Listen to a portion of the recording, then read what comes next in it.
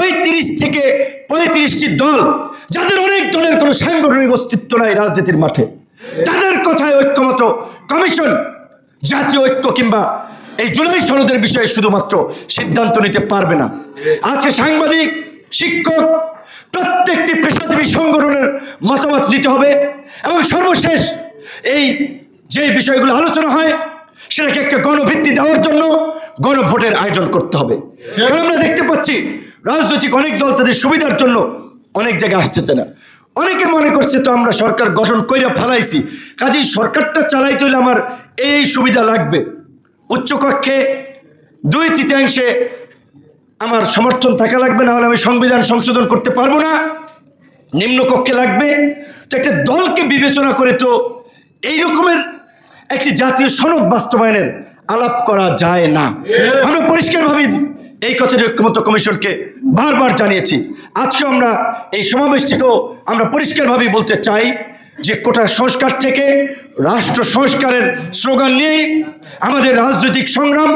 সেই সংগ্রামে আজকের যে গণ অভ্যুত্থান হয়েছে, আপনাদেরকে মনে রাখতে হবে এই গণ অভ্যুত্থান কোনো পুরানো রাজনৈতিক বন্দোবস্তের নেতৃবৃন্দের দ্বারা হয় নাই, কোনো পুরানো বন্দোবস্তের নিরিখ হয় নাই। পুরানো বন্দোবস্তের পরিবর্তনের জন্য, পুরানো ধারার পরিবর্তনের জন্যই তরুণদের নেতৃত্বে এই গণ অভ্যুত্থান হয়েছে। কাজেই সংস্কারের প্রশ্নে, আগামী বাংলাদেশ বিনির্মাণের প্রশ্নে অবশ্যই তরুণের চিন্তাকে প্রাধান্য দিতে হবে। আমাদের ওল্ড জেনারেশন পলিটিক্স ফেল করেছে, ব্যর্থ হয়েছে, যেই কারণেই তো নতুনদের উত্থান। সুতরাং পুরানোদের কথায় পড়ে থাকবেন এইটা কিন্তু তরুণরা মানবে না। আমরা একটা স্থিতিশীল রাষ্ট্র চাই, সরকারকে সহযোগিতা করতে চাই, আমরা জাতীয় ঐক্য এবং সংহতি ধরে রাখতে চাই। যেই কারণে অনেক বিষয়ে পারতপক্ষে আমরা এড়িয়ে যাই, বিভেদ তৈরি হয়, বিভাজন তৈরি হয়, এমন বক্তব্য থেকে দূরে থাকি। কিন্তু তার মানে এই নয় সমস্ত বিষয় আমরা নীরবে নিভৃতে আমরা মেনে নেব।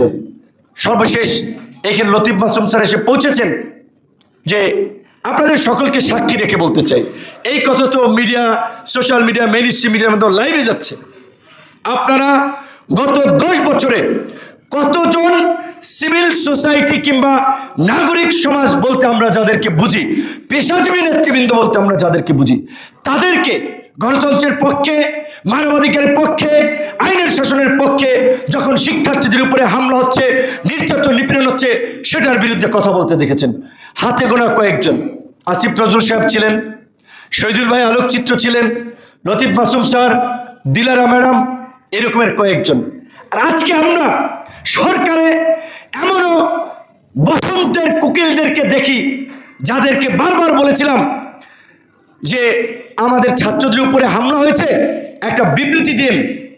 আমরা ছাত্র, নাগরিক, ছাত্র, অভিভাবক একটা প্রোগ্রাম আয়োজন করেছি, এসে একটু বক্তব্য দিন। অনেকেই বলেছে ভাই বুঝেন তো একটা প্রতিষ্ঠান আছে, আমাদের একটু ঝামেলা আছে, চালান, আপনাদের প্রতি দোয়া রইল। দূর থেকে তারা দোয়া করেছে, সামনে কখনো ফেজ হয় নাই। আমরা সামনে থেকে লড়াই করেছি। সুতরাং সরকারে যারা আছেন তাদেরকে এই কথাটি মনে করিয়ে দিতে চাই, আপনারা উপদেষ্টা কিংবা সরকারে আছেন বলে নিজেদেরকে সর্বা ভাববেন না। আন্দোলনের স্টেক হোল্ডারদের মতামতকে প্রাধান্য দিন, তারা কি বলছে সেটি গ্রহণ করুন, সেইভাবে কর্মপদ্ধতি ঠিক করুন। আজকের এই বর্তমান উপদেষ্টা পরিষদের যে আমরা ফিটনেস দেখতে পাচ্ছি, এই ফিটনেস দিয়ে জাতীয় নির্বাচন সম্ভব নয়। সরকার চলবে না। গোয়েন্দা সংস্থার রিপোর্ট যে আগামীতে এই পতিত স্বৈরাচার এবং তার দোসররা নাশকতা করতে পারে, অস্থিরতা তৈরি করতে পারে। তাই আমরা প্রধান উপদেষ্টাকে বলতে চাই, আপনাকে আমরা সবসময় সমর্থন করে আসছি, এখনো করব। আপনি উপদেষ্টা পরিষদের পুনর্গঠন করুন। উপদেষ্টা পরিষদের পুনর্গঠন করে অনতি বিলম্বে রাষ্ট্র সংস্কারে অনিবার্য হয়ে ওঠা এই জুলাই সনদের ঘোষণা দিন। ধন্যবাদ সবাইকে।